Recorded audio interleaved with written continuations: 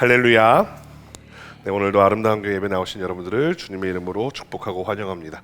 여러분, 지난 한 주 어떻게 보내셨습니까? 굉장히 놀라운 뉴스들이 연속해서 이제 벌어졌습니다.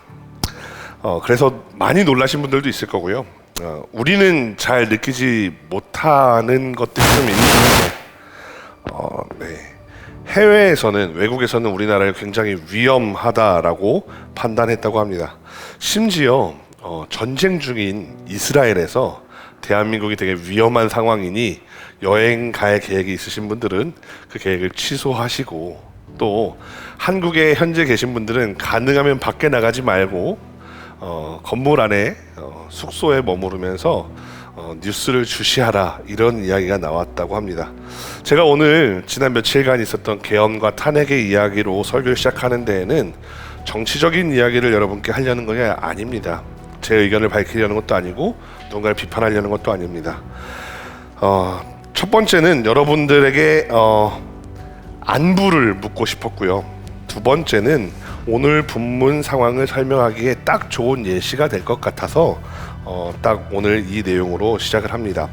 왜냐하면 제가 아는 내용이 다 아는 것도 아니고 한정적인데, 제가 강단에서 제 의견을 피력하면서 여러분들에게 잘못된 정보를 드리고 싶지 않기 때문입니다. 앞에 말씀드린 것처럼 이 계엄 뉴스가 나가면서 세계 각국에서는 우리나라를 여행 위험 지역으로 우려를 표했다라고 합니다. 한 지인이 외국인들과 소통을 많이 해야 되는 그런 업종에 계신데요. 그 분이 외국 사람들하고 이제 소통을 하는데 문자를 주고받는데 외국 분이 이제 그렇게 말했대요. 너 위험하니까 건물 밖으로 나가지 마. 우리나라 그 정도 아니야. 야, 너나 다음번에 시리아 쪽으로 출장 가야 되는데 너나 조심해, 이렇게 이야기했다고 합니다. 외교부 홈페이지에 들어가 보면 여행 경보 제도라는 게 우리나라에도 운영이 되고 있습니다. 우리나라에는 여행 유의, 여행 자제, 출국 권고, 여행 금지 등 4가지로 여행 유의 경보를 운영하고 있습니다. 예를 들어 군부 정권과 시민군이 내전 중인 미얀마 같은 경우, 그리고 팔레스타인과 이스라엘이 전쟁 중인 레바논 접경 지역 경우, 그리고 우크라이나와 러시아가 전쟁을 벌이고 있는 그 국경 한 30km 정도 지역들은 완전한 여행 금지 구역에 해당합니다. 여러분, 한번 상상을 해보겠습니다. 지난번에도 비슷한 상상을 했었는데, 우리 아름다운 교회가 해외의 어떤 나라에 선교 여행을 준비한다고 가정을 해봅시다. 지난번에도 말씀드려서 여러분들 다 이해하고 계실 겁니다. 열심히 선교를 준비합니다. 큰 교회 부럽지 않게 우리 10사람이 가서도 하나님의 복음을 잘 전하고 오자, 그래서 찬양도 준비하고 성극도 준비합니다. 쪽복음도 준비하고 그쪽 부분과 함께 나눠줄 과자도 준비합니다. 그래서 가서 이거 전도하자, 이렇게 가는 겁니다. 그래서 비행기를 딱 타려고 하는데 외교부에서 전화가 오는 겁니다. 여러분들이 가시려고 하는 그 여행 지역은 지금 굉장히 위험한 지역이니 가지 않았으면 좋겠습니다 라고 전화가 온다면 여러분은 어떻게 하시겠습니까? 2가지 반응이 나올 것 같습니다. 첫 번째로 이런 반응하시는 분들이 있겠죠. 괜찮아, 안 죽어 엄마. 많은 사람들은 이 말을 끝으로 죽음을 맞이하게 되죠. 위험에 봉착하게 되는 경우도 종종 보게 됩니다. 두 번째로 너무 위험하니까 가지 말자라고 할 수도 있습니다. 근데 너무 몸을 사렸는지 그 기간에 결국 아무 일도 벌어지지 않는 경우도 우리는 종종 보게 됩니다. 그리고 실제로 이런 상황이 벌어진다면 대부분은 첫 번째 부류 사람들이 비행기표 환불도 안 되는데 그냥 가자, 설마 죽겠어, 이렇게 이야기하게 됩니다. 그래서 두 번째, 위험하니 가지 말자고 했었던 사람들이 억지로 끌려가게 되거나, 그것도 아니면 두 번째 부류 사람들만 빠지게 되는 경우들도 있습니다. 한 단계 더 나아가서 생각해 보겠습니다. 만약 비행기를 타려고 하는데 외교부에서 우리를 강제로 구금한다면 어떨까요? 거기 갈 거면 너네 못 놔준다 하고 인천공항의 한 장소에 우리를 가둬두는 겁니다. 그걸 억지로 탈출해서 가려는 사람도 있을까요? 대부분은 그렇지 않을 겁니다. 또 하나, 만약에 그 나라에 딱 도착했는데 거기 출입국 사무소에서 우리 안 받겠다고 하는 거예요. 그러면 억지로라도 뒷돈을 줘서라도 그 사람에게 뇌물을 먹여서라도 그걸 뚫고 거기 들어가려고 하는 사람들이 있을까요? 가고 싶어도 갈 수 없는 상황이 된다라는 겁니다. 오늘 본문을 한번 보겠습니다. 안디옥에서 바울과 실라가 출발했습니다. 그런데 루스드라에서 디모데가 합류했습니다. 그리고 오늘 본문에 이름이 언급되고는 있지 않지만 사실은 한 사람이 오늘 본문 내용 안에서 합류하게 됩니다. 그것이 바로 이 사도행전의 저자인 누가입니다. 오늘 본문의 앞선 내용을 살펴보면 대부분의 주어가 바울이, 베드로가, 바나바가 라는 형태로 등장합니다. 그런데 오늘 본문 10절에서 복수형 주어인 우리라는 표현이 등장하죠. 우리라는 표현이 등장하는데 정확하게 언제, 어디서, 어떻게 합류했는지 밝히고 있지는 않습니다. 루스드라였는지 혹은 7절에서 8절까지 나오는 무시아나 드로아에서였는지 알 수는 없습니다. 그러나 10절 말씀에 하나님이 우리를 부르신 줄로 인정함이러라 라는 표현에서 이 그룹이 4명이 되었다는 사실을 알 수 있습니다. 그런데 이 4사람은 원래 아시아 지역에서 전도하고 싶어 했습니다. 이 아시아는 우리가 지금 알고 있는 아시아와는 조금 다릅니다. 오늘날의 튀르키예, 터키라고 우리는 알고 있었던 그 튀르키예의 아나톨리아라는 지역, 그러니까 터키가 보면 여기도 터키 땅이죠. 그런데 요 더 넓은 땅에 있는 저 지역이 바로 아시아 지역입니다.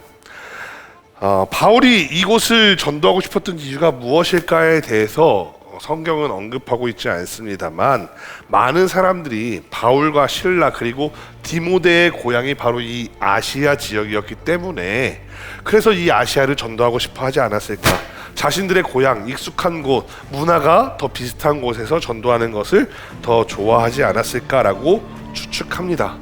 그런데 6절 말씀에 보니까 성령이 말씀을 전하지 못하게 하셨습니다. 그래서 그들은 여기 보시면 부르기아와 갈라디아를 지나서 무시아로 가게 됩니다. 원래는 요 동네에서 전도를 하고 싶어 했는데 결국에 무시아까지 밀려가게 됩니다. 그리고 그들은 비두니아로 올라가고 싶어 합니다. 요 아래 지역에서 전도가 안 되니까 이 비두니아 쪽으로 해서 이 위쪽으로 좀 돌아서 전도를 해야 되겠다라고 생각을 하는데 이제 그것마저도 예수의 영이 허락하지 않아서 드로아라는 지역으로 내려가게 됩니다. 드로아는 마케도니아가 보이는 항구 도시입니다. 그래서 드로아에서 이제 바울이 이제 우리 어떻게 해야 되나 이런 고민을 하고 있는데 그날 밤에 마케도니아 사람이 환상에 나옵니다. 그리고 우리를 좀 도와달라고 요청하는 겁니다. 바울과 실라 그리고 디모데와 누가는 이제 하나님이 우리를 마케도니아로 보내시려고 하는구나 라고 생각을 하고 마케도니아로 넘어간다 라는 내용이 오늘 내용의 전부입니다. 그런데 이상한 지점이 하나 있습니다. 성령은 왜 아시아에서 말씀을 전하는 것을 막으셨을까요? 또 성령은 어떤 형태로 바울이 아시아에서 말씀 전하는 것을 막으셨을까요? 말로 야 바울아 너 아시아에서는 하지마 라고 하셨을까요? 아니면 꿈에 나타나셨을까요? 저는 그게 아니라고 생각합니다. 왜냐하면 바울이 만약 성령님의 음성을 들었다면, 환상을 보았다면 10절 말씀에 환상을 본 내용을 기록한 것처럼 이렇게 성령이 말씀하셨다, 그래서 우리가 아시아에서 말씀을 전하지 않기로 했다 라고 성경에 기록되어 있을 겁니다. 이어서 비두니아라는 곳으로 가려고 했을 때 예수의 영이 나타나서 막았다고 합니다. 예수님이면 예수님이지 왜 예수의 영인지 이런 문제도 있지만, 근데 이때는 또 어떻게 막으셨을까요? 또 마지막에는 환상 중에 마케도니아 사람이 나옵니다.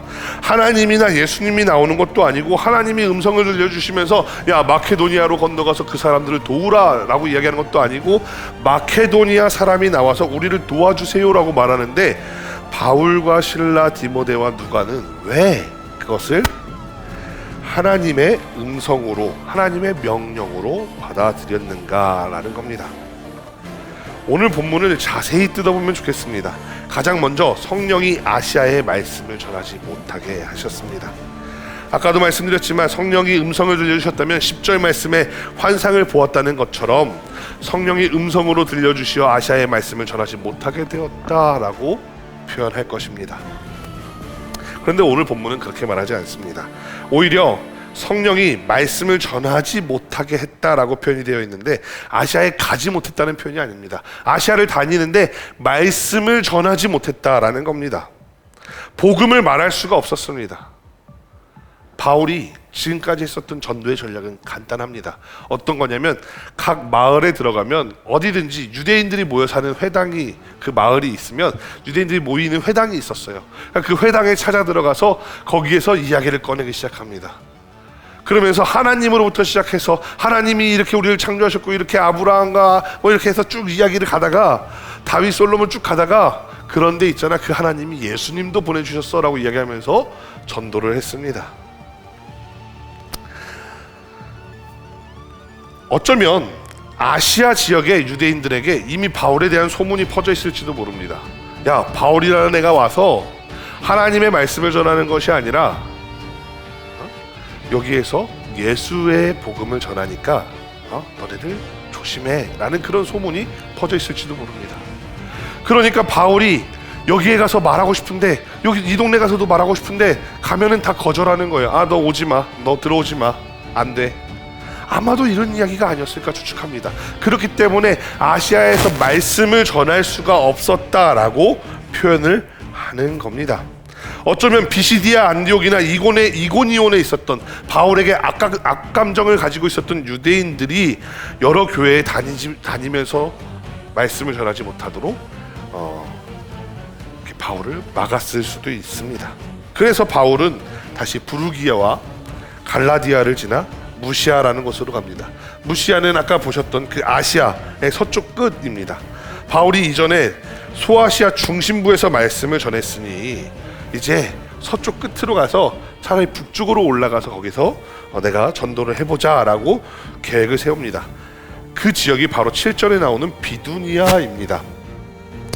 그런데 이번에는 다른 형태로 바울을 막아섭니다. 7절 말씀에 보면 가고자 애썼는데 갈 수 없었다라고 표현되어 있습니다.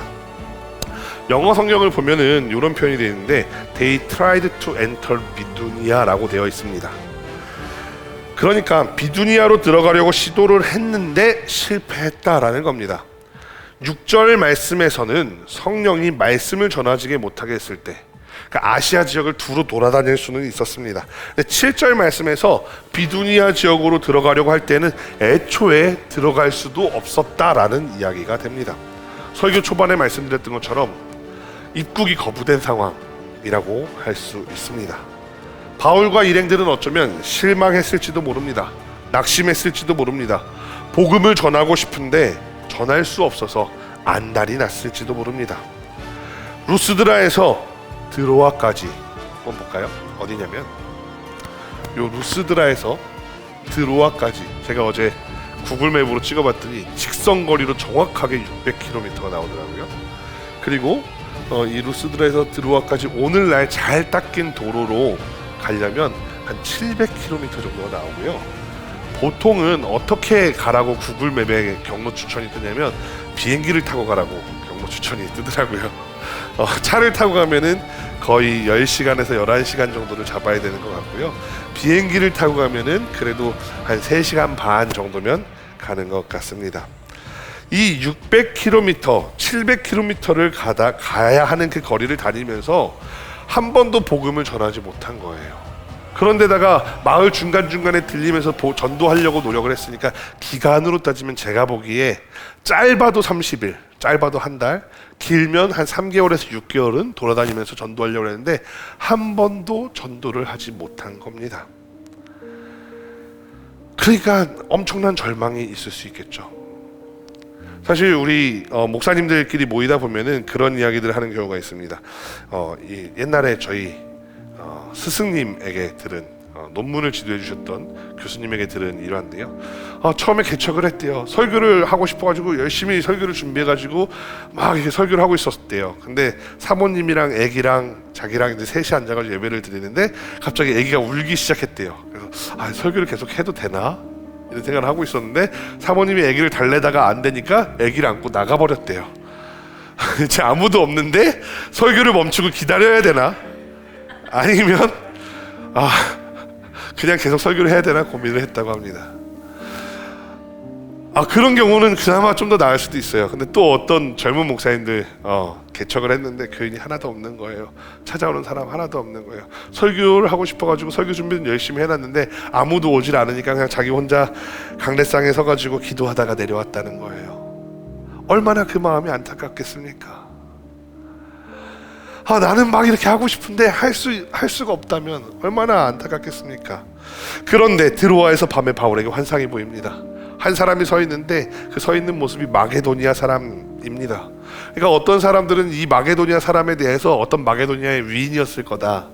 그러니까 뭐 또 어떤 사람은 그럼 알렉산더 대왕의 모습처럼 보이지 않았을까? 뭐 이런 주장을 하는 사람도 있는데 근거는 없습니다. 근데 마게도니아 사람이 하나 서 있어가지고 야 건너와서 우리를 도와달라라고 하는 겁니다. 성경에는 그냥 청했다, 도움을 청했다, 요청하다라고 표현이 되어 있는데 우리나라 성경에는 이 요청하다라는 단어 파라칼로는 다른 곳에서는 간청하다, 권면하다라는 뜻으로 사용이 되고요. 영어로 번역될 때 NIV에서 이 단어를 begging으로 번역합니다. 구걸하다시피 요청했다라는 겁니다. 마게도니아 사람이 구걸하다시피 도와달라고 요청을 하는 겁니다. 그런데 바울이 마게도니아 사람을 도울 수 있는 처지가 아닙니다.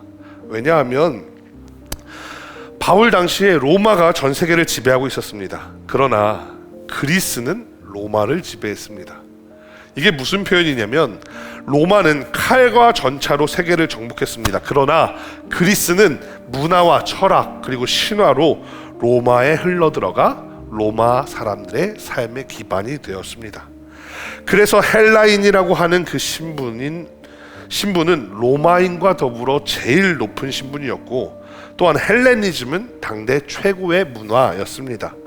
그렇게 세계에서 가장 강한 문화적인 힘을 가지고 있는 헬라 사람이 서서 바울에게 도와달라고 구걸하듯이 요청하는 환상을 보게 된 겁니다.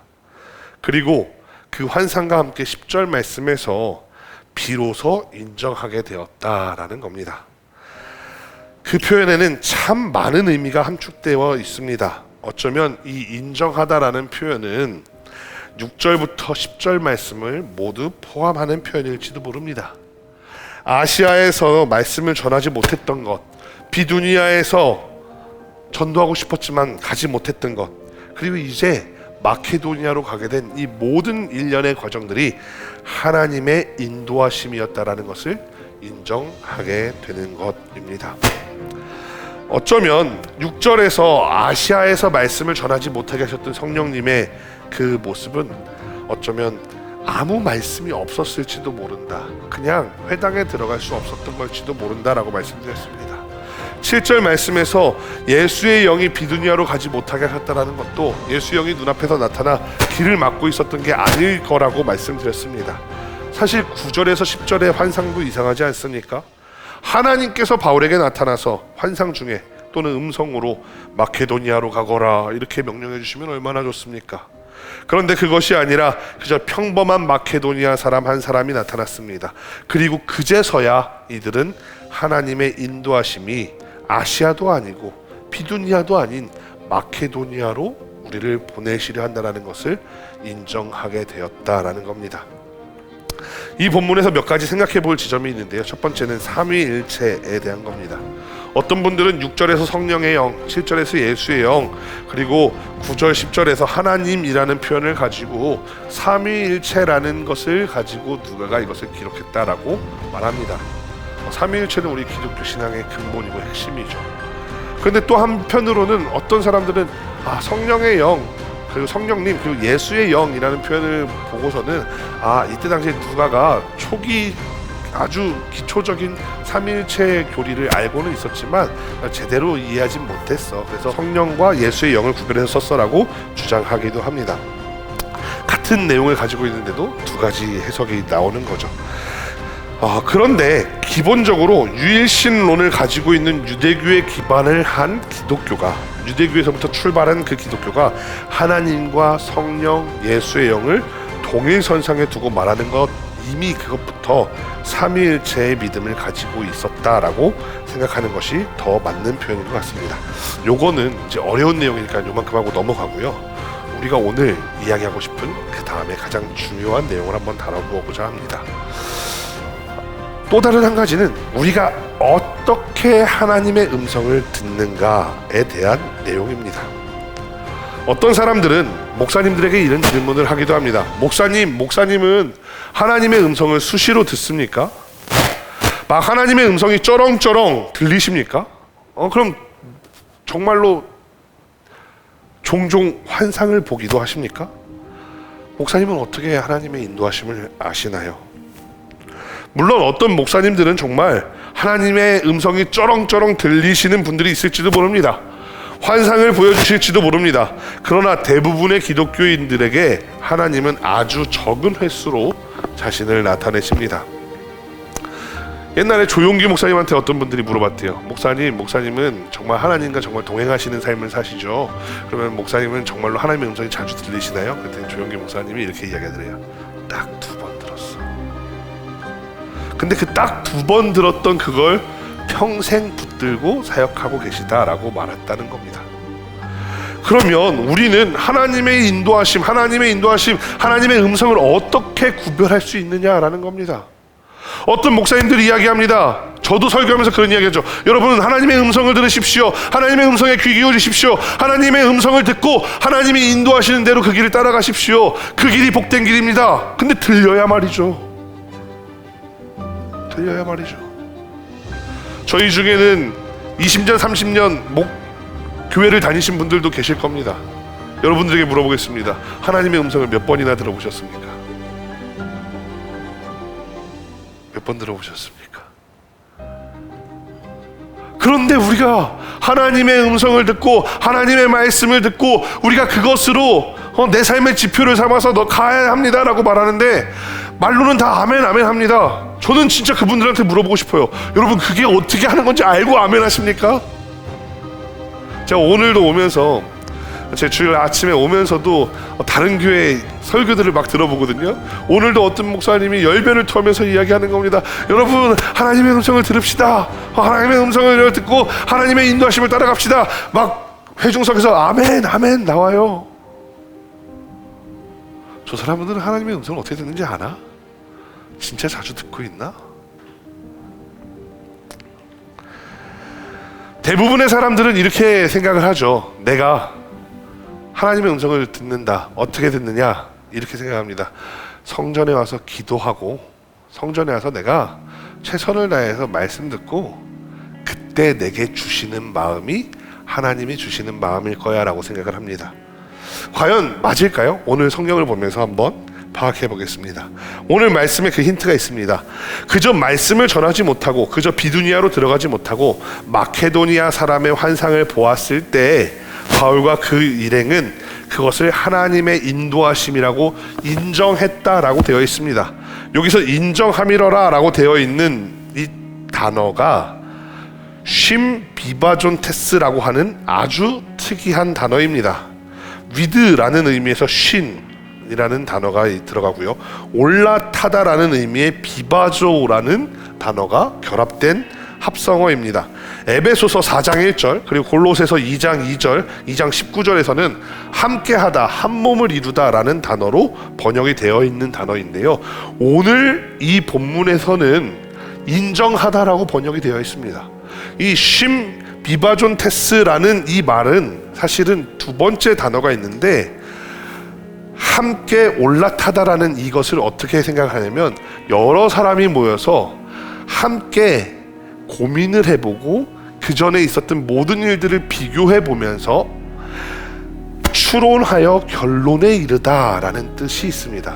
그러니까 우리나라 말에 제가 생각할 때 가장 좋은 표현 중에 하나는 뭐냐면 거기에는 집단지성이 있었다라는 표현과 동일한 뜻이라고 생각합니다. 바꾸어 말하면 우리 삶에 벌어지는 여러 일들이 우리가 그냥 아무런 생각 없이 받아들이면 그냥 매일매일 지나가는 삶인데 좋은 일이 생기면 그냥 내가 잘해서 좋은 일이 생겼나 보다, 내가 운이 좋았나 보다라고 생각할 수도 있는 일이고, 나쁜 일이 생기면 그냥 내가 실수해서 그랬나 보다라고 생각할 수도 있고, 어떤 나를 싫어하는 사람들이 날 곤란에 빠뜨렸나 보다라고 생각할 수도 있는 그런 일인데, 그냥 운이 없다라고 생각할 수도 있는데, 그런데 한편으로 우리가 우리 삶에 벌어지는 일들을 하나하나 비교하고 추론하는데 나 혼자 하는 게 아니라 믿음의 공동체 안에서 같이 고민을 해봤더니 이것은 하나님이 우리를 인도하신 거야 라고 인정하게 되었을 때 우리는 하나님의 인도하심을 발견할 수 있다는 거예요. 말씀 이게 쭉 너무 긴 문장으로 이제 벌어져 있으니까 다시 한번 짧게 이제 생각해 보면 이런 겁니다. 그저 내 인생에 일어난 일들을 그냥 우연으로 치부하는 것이 아니라 그것을 잘 상고해 봐야 돼요. 고민해 봐야 돼요. 근데 나 혼자 고민하는 게 아니라 믿음의 사람들과 함께 고민해 보면 그게 하나님의 인도하심이야 라고 깨닫게 된다는 거예요. 사실 믿지 않는 사람들과 이야기를 하다 보면 이렇게 돼요. 야, 나 이번에 로또 샀는데 4등 당첨됐어. 5만 원 벌었어. 야, 난 3등 당첨돼서 120만 원 받아봤는데 야, 너 진짜 운이 좋았다. 이렇게 이야기할 수도 있죠. 근데 그거를 믿음 좋은 권사님들하고 같이 얘기하다 보면 권사님들 꼭 뭐라 그러냐면 야, 나 이번에 했는데 5만 원 벌었어. 야, 그거 하나님이 주신 건데 하나님께 드려. 야, 나 이번에 뭐 했는데 정말 운이 좋았어. 나 이렇게 됐어. 야, 그거 하나님께 감사해야지.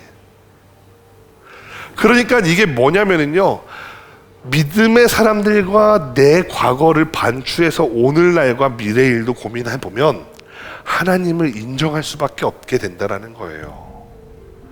반면에 믿음이 없는 사람들과 세상 논리를 가진 사람들과 그것을 고민해 보면 반대로 하나님을 인정하는 것이 아니라 그건 그냥 내가 잘한 거지, 내가 운이 좋은 거지라고 생각할 수밖에 없다라는 거죠. 그래서 하나님의 인도하심을 발견하는 첫 번째 걸음은 믿음의 사람들과 함께 있으면서 하나님의 인도하심을 인정하는 겁니다. 바울이 마케도니아 사람의 환상을 본 것을 내가 헛것을 보았다라고 치부하지 않았습니다. 오히려 그동안의 의문이 풀어지는 계기가 되었습니다.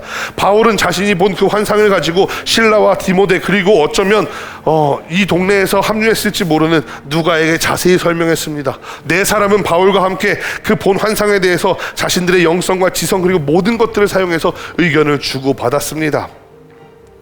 그리고 나서 하나님이 아시아에서도 아니고 비두니아에서도 아니고 그리고 마케도니아 사람의 환상을 보여주신 것 같아.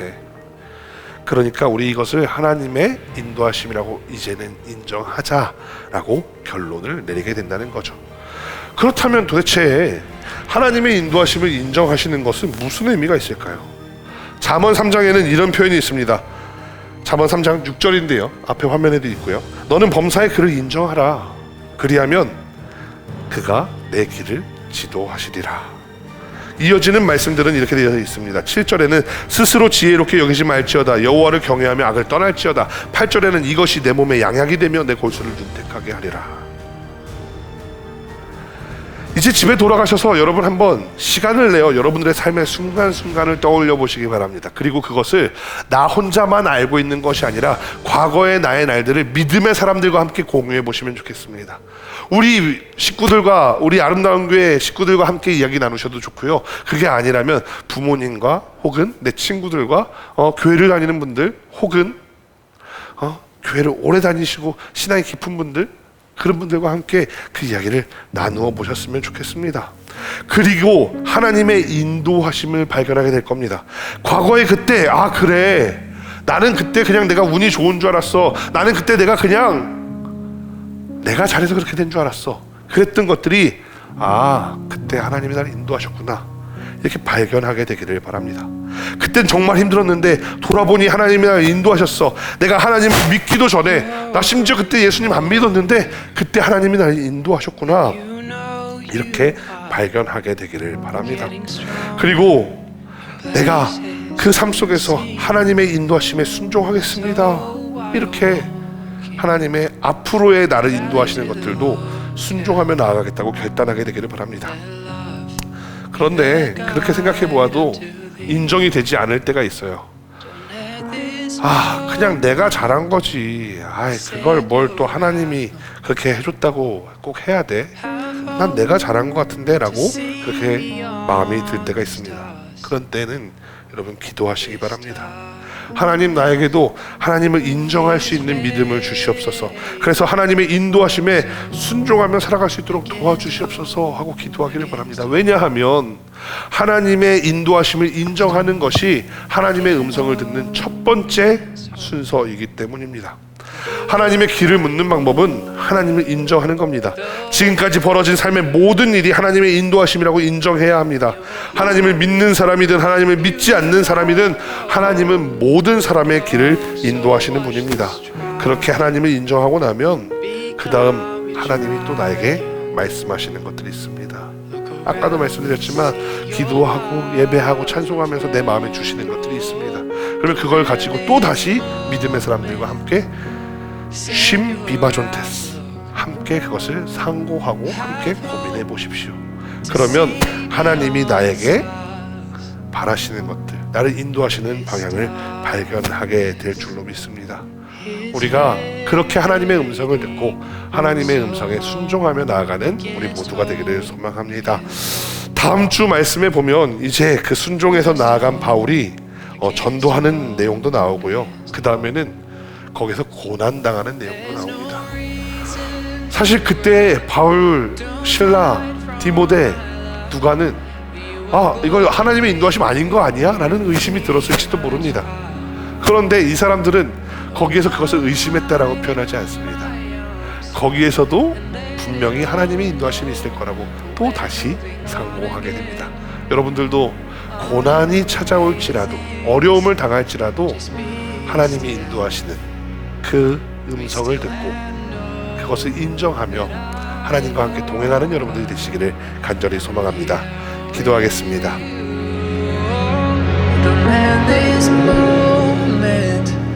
Set your outlook, have hope, and see beyond the stars. This darkness is fading, so hope against hope, against hope. So hope against hope, against hope. Hope against hope, against hope.